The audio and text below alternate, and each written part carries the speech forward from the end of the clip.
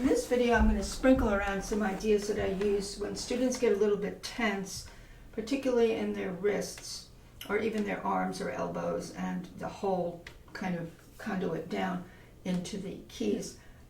For instance, if I take an E major contrary motion scale, what I urge the student to do is to block it out. So block it out first. Have their thumbs on the E's. The left thumb is behind the right.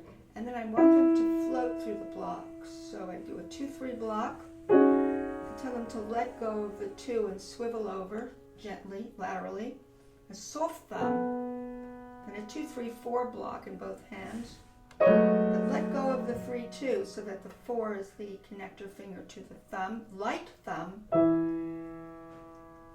The 2-3s are next. See, the 3 is the conduit now, and then the thumb. 2-3-4, and I notice there's a little diagonal of my arms. I go toward the piano here, and then a little bit of a rotation to the side, and then back. And what's important here is that when you go over your thumbs, you don't twist your elbows out, but you just sort of laterally come over. Just laterally come over and readjust.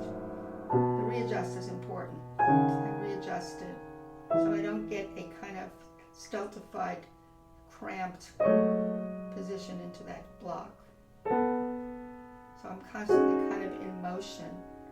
If the blocks are done very rigidly and the hand is stiff or squeezing the blocks, it's not going to help the ultimate result of getting a smooth contrary motion scale, because what you're rehearsing in is lateral floating motions of your arm while you're blocking.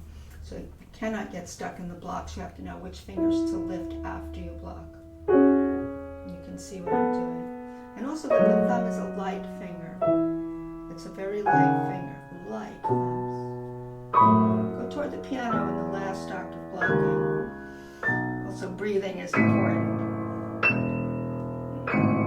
Loop around. I call it the loop around. Readjust. Loop around. Even if you don't connect, that's okay. Just loop around is fine. You'll fill in that little gap as you play it in legato when you play it out.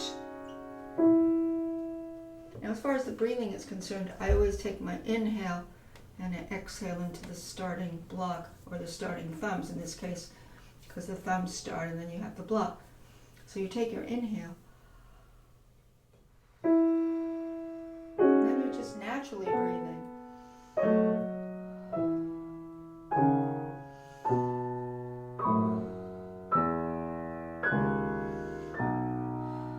I'm making it louder by breathing. Loop around, readjust. Loop around, readjust.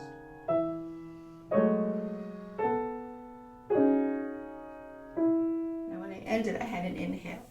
So that's the first step in sort of loosening up the arms and having the arms go back and forth with a very floaty lateral motion this way and this way. Of course, here you're looping around.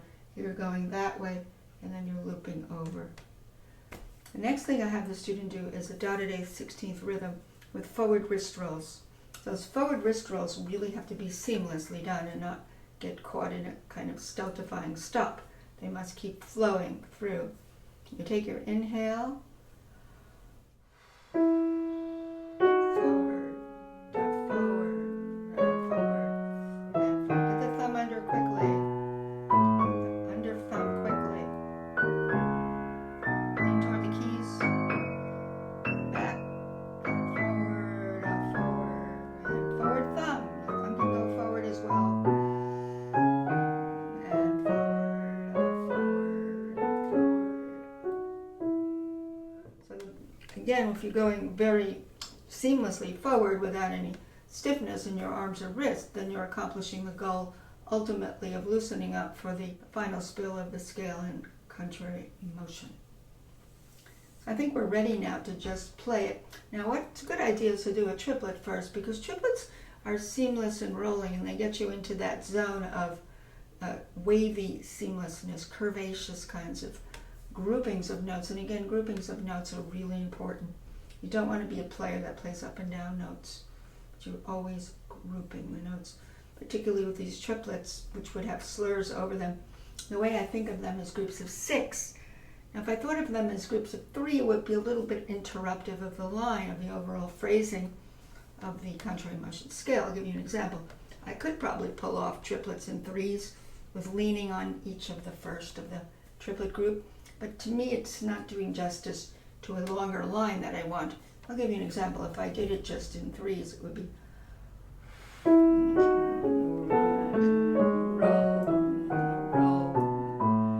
fine. That's one particular goal that you could do with a student. But I would like them to think in longer lines. So I tell them to do groups of 6s. So 2 partner groups of triplets form a 6. 1, 2, 3, 4, 5, 6. Roll. 4, 5, 6. Roll. 4, 5, 6. Roll. 4, 5, 6. Roll. 4, 5, 6. Roll. 6. At the end you do just the thumb here, or you could do both thumbs there. If you want to end with the left thumb behind the right, that's fine. And then what I have them do eventually consecutively is to go from dividing the quarter into those triplets, basically. In this case it would be groups of 2 sets of triplets, but then going into 16th notes. So if we come back in and we make that transition, we have 1, 4, 5, 6, roll, 4, 5, 6, breathe, then comes to 8s, 2, 3, 4, 5, 6, 7, 8, 1, 2, 3, 4, 5, 6.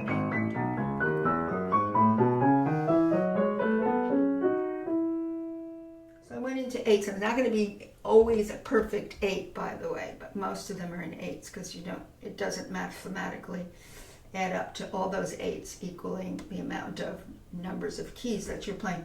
But you will feel mostly the 8s through this, and the 8s are good. So the next phase of this development of contrary motion, E major, is to add to the triplet legato and then the 16th legato a set of staccato forte 16ths and then a set of piano staccato 16ths. So there's 4 playings: triplets, 16th legato, staccato forte, staccato piano, using the 16ths that you've already arrived at. So you take your inhale, we're going to come in with the triplet.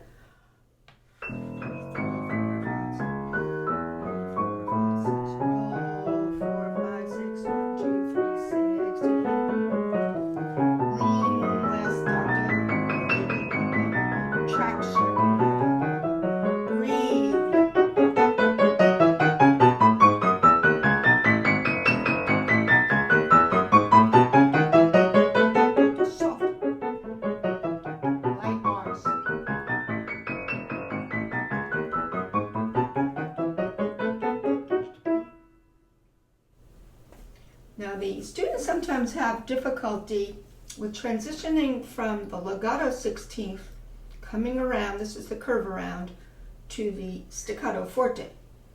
And then they also have a little bit of a challenge when they do the staccato forte and turn around to the staccato piano, because these are the 16th notes now. So what I have them do, instead of going all the way back here all the time, I say let's go right to the point at which you have the turnaround. So I say let's do an octave from the last note that you would be turning around to, and put our thumbs here. There won't be 5s here, there'll be thumbs here, because in the course of the scale you have thumbs on E except for the outer note there. And I say let's come around with your 16th, and sometimes I tell them to do it a little slower first. So I said let's slow up the 16ths a little and do it like this.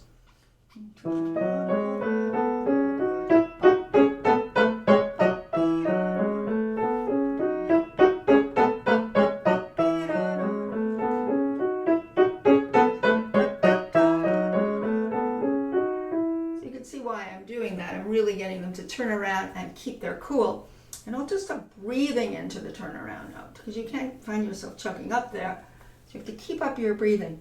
Now if you go from the 16th big into the soft 16th staccato big to the staccato soft, that's another turnaround where you would start big with your more arm weight and you get this. Remember, I'm at a slower tempo now.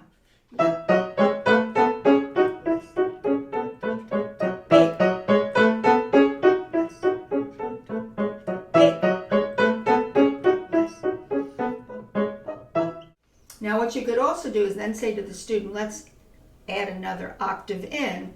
So if you were here, now you'll do this, and you can say, let's speed it up a little bit more to maybe.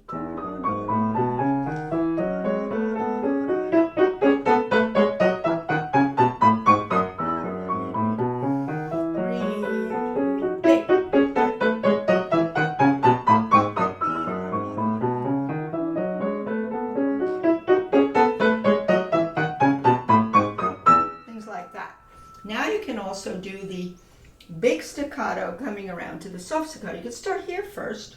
We already did that. So we're going to be back here, and we're going to do the big staccato 2 octaves out into the soft staccato. So we have.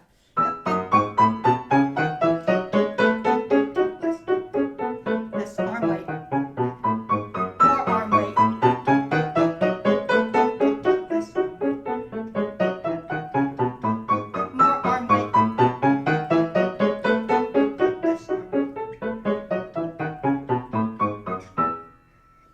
So the arm weight gives you the bigger dynamic, but you still want to feel the trampoline effect so that your staccato notes don't get lumbering, but they have a little sprightly feeling to them. And then, of course, you can finally go to the very last octave and add up everything, come in with the legato.